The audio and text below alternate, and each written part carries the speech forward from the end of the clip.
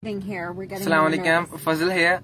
Today we are going with our first podcast in English, and today we have a really special guest with us, Miss Inge, who is from the US, and she is a really great professor regarding English and is working in spreading English. So let's learn about her, the service, what she doing, and her experience in Pakistan. So yeah, first of all, hi and really welcome. Thank you so much. Assalamu alaikum. It's so nice to be here and so nice to see you here in Pakistan. Thank you. What was your how is your experience going till now? Wow, this has been so far an amazing experience. I have been in Pakistan now, I would say, for about 24 hours. That's it. Okay. And my first 24 hours in Pakistan, in Karachi, I have seen so many things and have been surrounded by so many wonderful, amazing people. So, you know, I arrived, everything is beautiful at the airport. I mean, the airport is completely efficient. Very fast, going through customs, luggage, totally efficient, friendly. All of the immigration, everybody is welcoming me to Pakistan. Welcome. Very, just so hospitable. Same thing at the hotel, just like overwhelmingly feeling welcome was the biggest thing. I was able to right away last night meet one of my students and her family. We met for coffee and they came and they brought me homemade biryani, hot 2 portions of homemade biryani. And we sat and had a wonderful, amazing, you know, 2-hour dinner with them and just learned all about them, learned about their family, learned about, you know, a little bit more about the culture. So it was just a beautiful welcome into Pakistan. And then, of course, the next day I wake up and I end up at a wonderful startup event. A startup event in honor of Saad Allahwala, who is starting a new venture as the director of Startup Grind in Karachi.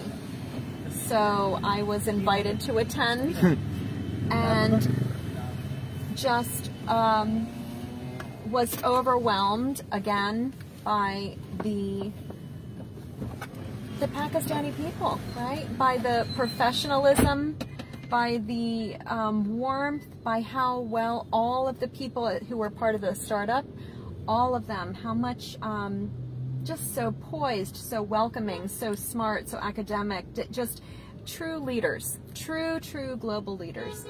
And then, of course, from there it just kept going, and people who were at the event coming up and meeting one and another, and people welcoming me and talking about tourism and places to see in Pakistan, and the whole allahwala family, all of the cousins and the siblings. And so it has been, these are my first 24 hours. We're now stopping to get a juice, and here I am on my podcast. So one thing I have noticed after talking to her, she has a really nice language, and she is a really positive person, that she could make even a bad thing a really good thing. So, oh, what was my bad thing? Well, you know what is amazing to me here in Karachi is your traffic. That to me has been the most amazing thing that I have seen, you know, after living through COVID with no traffic anywhere in the world. And I come to Karachi and the motorcycles and this and everybody just, it's like chaos. But meanwhile, they're doing a dance. Nobody's crashing. Nobody's, you know, everybody's fine. It's amazing. So she has a really bright mind that if you give her some trash, she would make something positive out of it. Inshallah, yes. I hope so. Yes, thank you.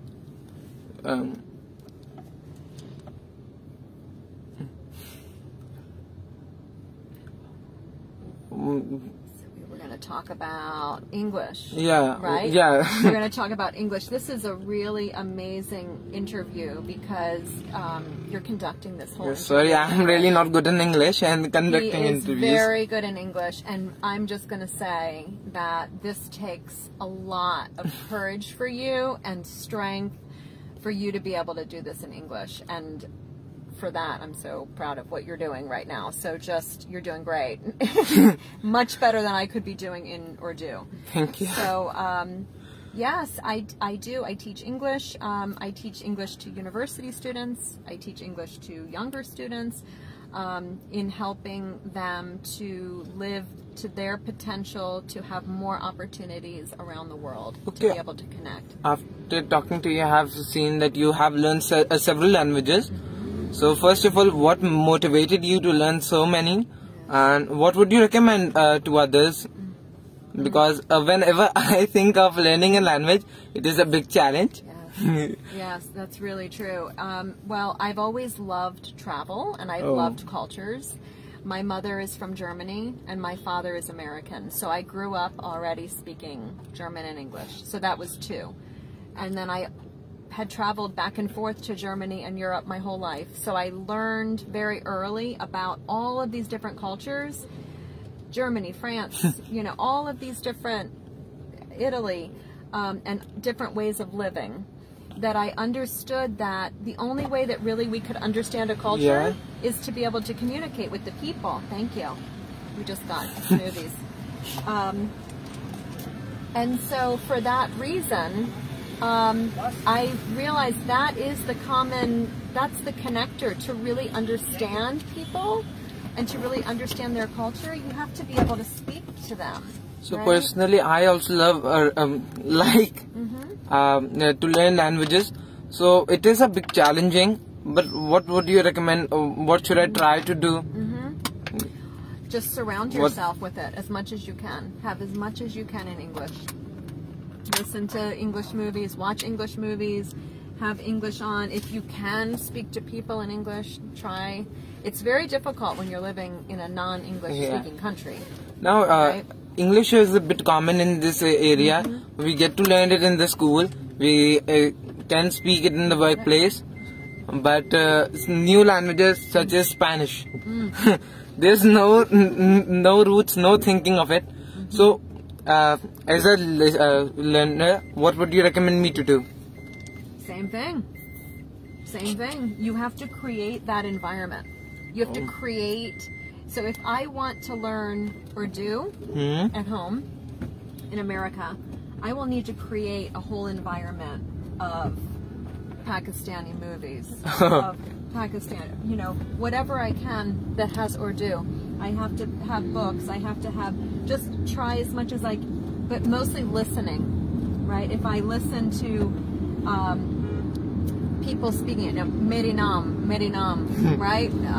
So I have a little, you know, online, there's a bunch of little things you can start, but, you know, of course it helps too if you have a reason for doing it. So if you know that you're going to go to Pakistan, or you know you're going to go to Spain, right, to learn Spanish, it gives you more of a interest and excitement to learn it. Firstly, you would recommend to see the movies.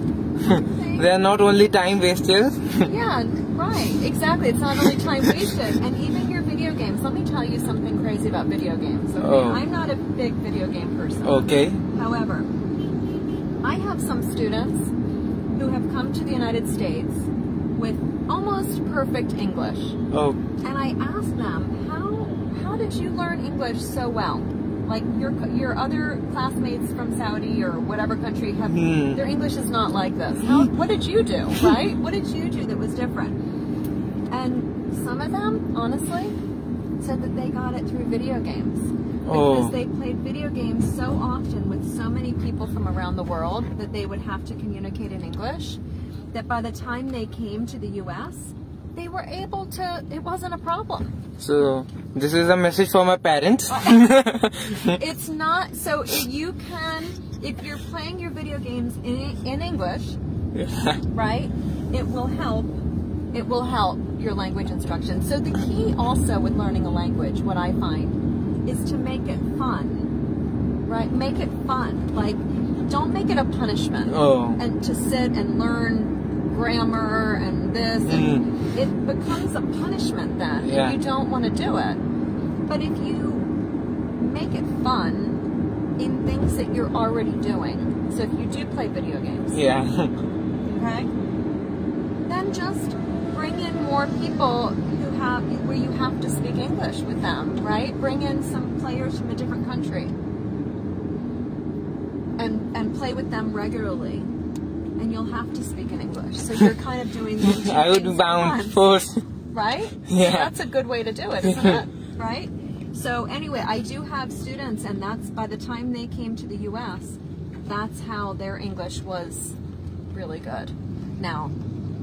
So, one thing another, you told me earlier that during COVID period, you started to take online courses. So, did you have any fun experience? Yeah. Well, yeah, I mean, there are a lot of very strange experiences because students, we were in the middle of the semester and we were just like the rest of the world, and from one day to the next it was online, right? So I think the biggest challenge that we had at the university was students trying to understand that their cameras were on. Okay, so many times students would not turn their camera on, or they turned it on and they forgot to turn it off. So we had, in the beginning, a lot of issues with that.